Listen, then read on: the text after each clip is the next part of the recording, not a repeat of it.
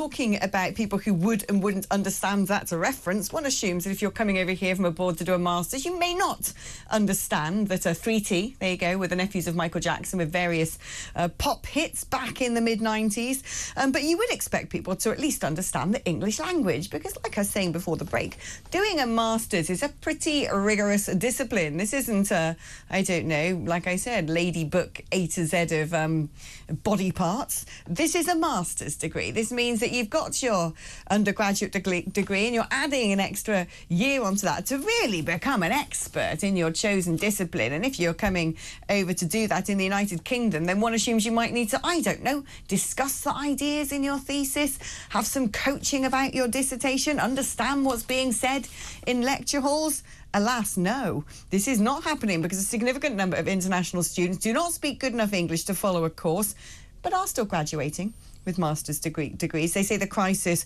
runs through all types of universities, including those in the Russell Group. They're the sort of, top-tier ones. This is from a blog published by the Higher Education Policy Institute. And they're saying that degrees were being awarded to people without English language skills. They argue master's level teaching used to be rich, challenging and enjoyable, but now a master's seminar in the disciplines that we both teach typically involves a cohort in which 3/4 of the students, and often more, are from a single country. A few are international students from elsewhere, and 1 or 2 are home students. I mean, what is going on? We know what's going on, that universities apparently have no money despite sort of charging tuition fees of, I don't know, northwards of 12 grand a year, still strapped for cash. And so a load of students, particularly from countries like China, are coming over, putting money in the university coffers. But if you want to go do your master's degree and you're the only English person, everyone else is Chinese, and they don't understand what's being said in the lecture, one might assume that that degree course ends up being somewhat dumbed down. Let's get to the opinion of Chris McGovern, chairman of the Campaign for Real Education. Chris, brilliant to have you on the programme.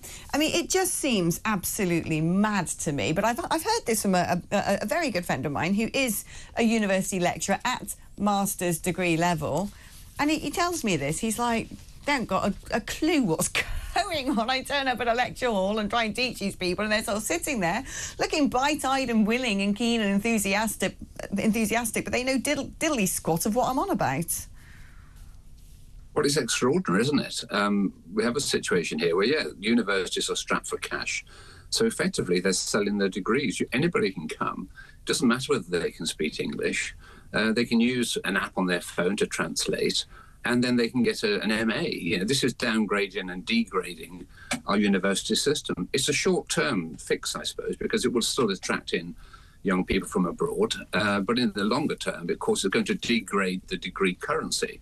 An MA should be a prestigious and worthwhile certificate and qualification. But I think in due course, in a matter of 5 or 10 years, maybe less, employers are going to realise that a degree or an MA, even from a British university, isn't worth the paper it's written on. So this is quite a serious matter, because in the short term, it will fix a few jobs, it will keep people employed, but in the long term, disastrous. And look, we have a great university system in the UK. We shouldn't be ruining it. So it's a very sad story, and it shows the desperation of these universities. And they're basically trying to look after themselves, and they're trying to generate money to keep people employed. Well, we should put the interests of the university first overall, and also the interests of young people. No one benefits from this in the long term. I mean, what I don't understand is, in the particular lecture I was talking about actually teaches the international course, and in that university they separate into the domestic MA and then the international MA. So you kind of like separate the streams like this. And so it does, like you said, an international MA becomes relatively worthless in terms of what you actually taught. But if you're taking the certificate back home to your country, it might mean something there. But how come universities are so cash-strapped? I hear this all the time, that, tuition fees are having to go through the roof. When I was at university, it was £3 grand a year for tuition fees, and that seemed like a lot. And that, but then it was basically within a period of about 10, 15 years, it went up to about 12 grand, a factor of 4. And when I see university campuses, I don't know, I don't feel like Oxford and Cambridge have been selling off their silverware. I don't understand why. And they seem to still offer a whole load of courses. A lot of the stuff seems to be nincompoop, Mickey Mouse stuff.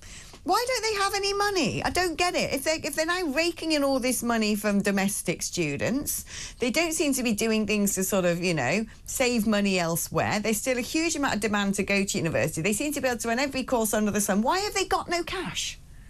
Well, I think the problem is there's too many universities. When I go back to my own university days, we had a grant. We didn't pay anything, you know, and that was fantastic. But of course, in those days, there were far fewer of us going to university. I think we can look back to good old Tony Blair for this. His idea back in the 90s was that around half of young people should go to university.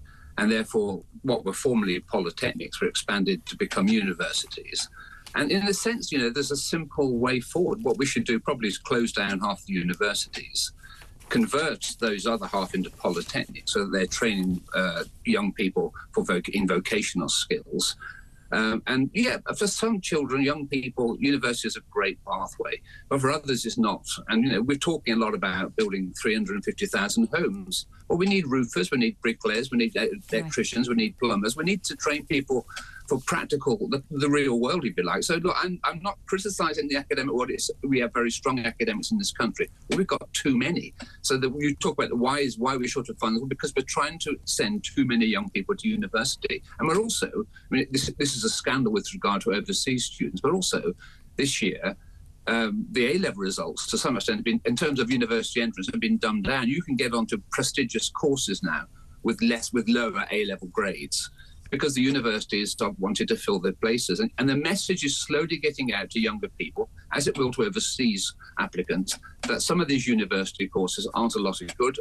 We call them Mickey Mouse degrees. They're not worth the paper they're written on. They'd be far better doing apprenticeships or doing training courses. So why are we running out of funds? Because we have too many students going and we haven't got the money to pay for them. So we need to close half the courses, and with the money saved, as we can support with grants those students who do turn up. And perhaps we can keep our elite universities as being elite, but unfortunately now it's anybody can go there as long as you can pay some money. It's a terrible situation for us. Do you know, I really liked your sort of policy programme you laid out. I couldn't agree more, and I'd also add bringing back grammar schools into all of that. I profited from going to one of those.